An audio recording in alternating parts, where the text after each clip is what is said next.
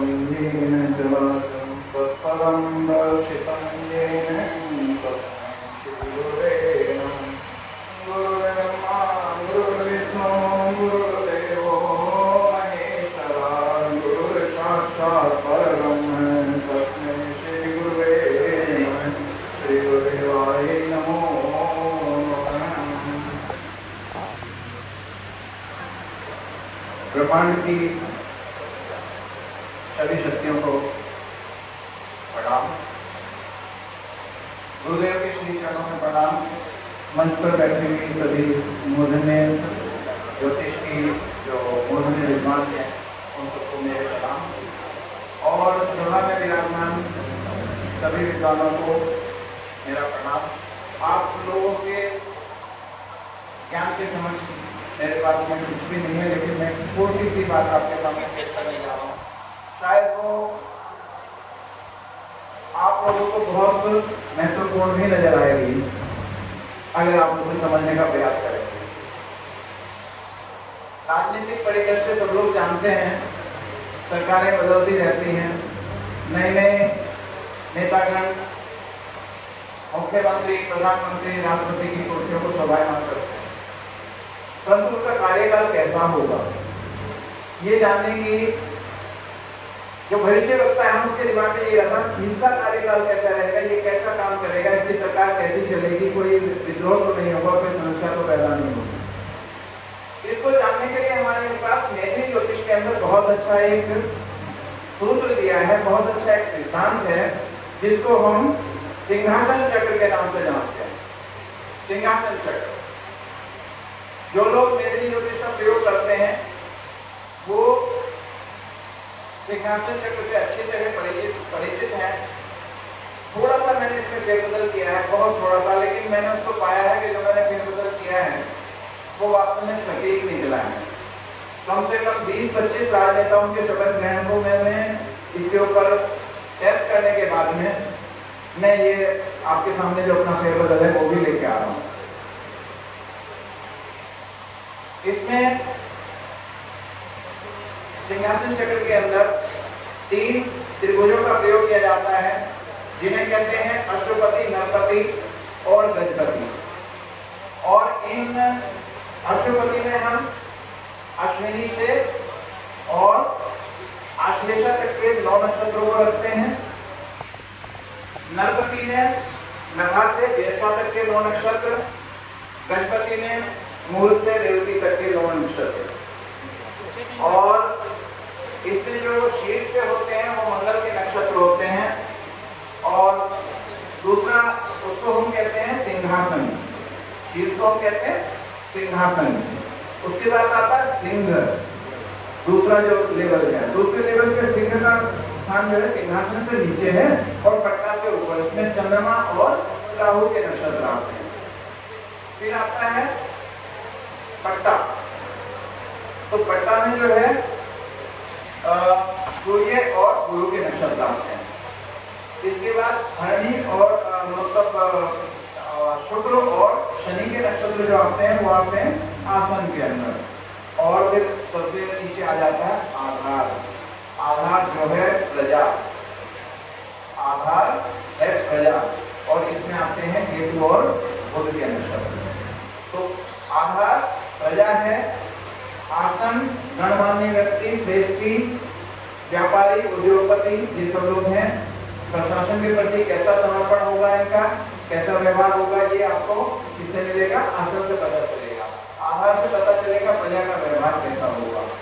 पट्टा से पता चलेगा आपको ये आसन से भी ऊपर है जिसमें ब्यूरोक्रेसी और कार्यकारी एग्जीक्यूटिव ऑफिसर्स जितने भी हैं, सीनियर ऑफिसर्स, वो सबके सब कितने आते हैं, वो पट्टा के अंदर आते हैं।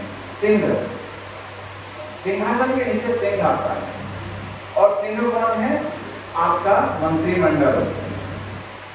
चीफ मिनिस्टर के नीचे चीफ मिनिस्टर का मंत्रिमंडल, प्रधानमंत्री के नीचे उनका मंत्रिमंडल। जो उनके मंत्रिमंडल के सहयोगी हैं वो सिंह में आते हैं, और सिंहासन पे स्वयं विराजमान होते हैं राजा, प्रधानमंत्री, राष्ट्रपति या मुख्यमंत्री।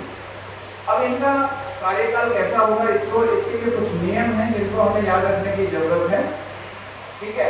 लेकिन उन नियमों का प्रयोग करने से पहले हमें ये भी जानने की जरूरत है कि उसका बैकग्राउंड क्या है। जो जिस व्यक्ति ने शपथ ग्रहण किया है, जिस मंत्रिमंडल ने शपथ ग्रहण किया है, किन परिस्थितियों में किया है। अगर आप उनके आकलन के बगैर सिंहासन चक्र का प्रयोग करेंगे तो निश्चित तौर पर आपका आकलन, आपका भविष्यवाणी वो गलत होने की संभावना सबसे ज्यादा होगी। तो ऐसे में क्या है, आप पृष्ठभूमि को भी ध्यान रखें कि किस पृष्ठभूमि में जो है वो शपथ ग्रहण हुआ है सरकार का, और किस व्यक्ति ने शपथ ग्रहण किया है उसका पूर्व व्यवहार कैसा रहा है उस पर भी ध्यान रखें आप। और उसके बाद में आप अगर इसका सिंहासन चक्र का प्रयोग करेंगे, निश्चित तौर पर आपकी जो प्रेडिक्शन होगी, भविष्यवाणी होगी, वो सही निकलेगी। अब ये कहा गया है कि कैसे इसको प्रयोग करेंगे। पहले चक्र में चंद्रमा को बहुत ज्यादा महत्व दिया गया है इस चक्र में। क्यों? क्योंकि सारे मुहूर्तों का आधार कौन है?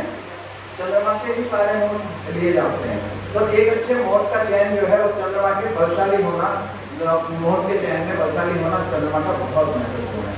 अगर चंद्रमा बलशाली है तो सरकार की जो मनस्थिति होगी, सरकार की जो मंशा होगी वो हमेशा अच्छी होगी, शुभ होगी, और उसकी समयावधि भी पूर्ण होगी, यानी सरकार अपने कार्यकाल को पूर्ण करेगी। दूसरी चीज क्या है, चंद्रमा उच्च नाड़ियों में है, पट्टा सिंह सिंहासन नाड़ियों में है। तो इसका मतलब है सरकार अच्छे से काम कर सकेगी, राजा का अधिकार, राजा का समय वो बढ़ेगा।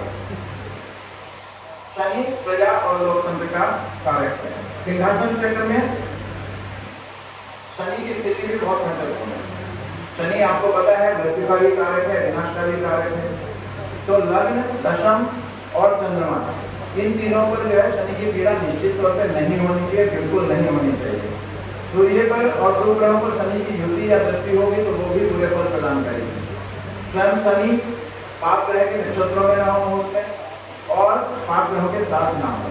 आसन नाड़ी में शनि है, राहु है, मंगल है या सूर्य है, ये जो ग्रह हैं, अगर चंद्रमा इनके साथ में है, चंद्रमा के साथ में शनि हुआ, चंद्रमा के साथ में राहु, मंगल या सूर्य हुए, तो निश्चित तौर पर राजा का विनाश होगा, राजा को समस्या रहेंगी और प्रजा उसके विरुद्ध हो जाएंगी।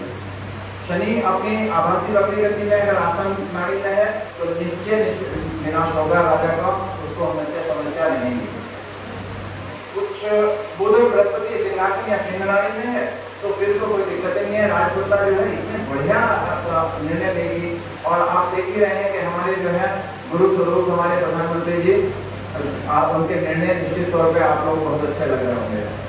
बुध और शुक्र का आसन या आधार नाड़ी में होना, इससे जो है प्रजा और व्यापारी में जो है संतोष और उनके सामंजस्य का भी प्रतीक है। ये जो लेख है सूत्र और भी हैं, लेकिन भागवत जी का संकेत मिल चुका है तो मैं इसको जो है शॉर्ट में ही खत्म करूंगा।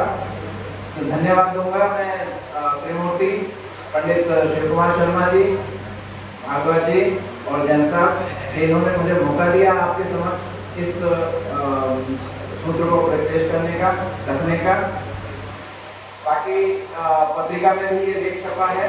जिन लोगों ने मैं पूरा नहीं यहाँ पे कह पाया हूँ आपको, तो आप पत्रिका में पढ़ सकते हैं। जो वास्तु पत्रिका जो दी है स्मारिका, उसमें आप पूरा पढ़ सकते हैं। और किसी को भी किसी भी तरह का कोई प्रश्न हो तो लंच पीरियड में हम लोग बात कर सकते हैं, क्योंकि मैंने कम से कम 50 के करीब जो है शपथ ग्रहण जो हुए हैं उनके ऊपर इसको जज किया, निश्चित तौर पर ये सही निकला है। धन्यवाद। कोई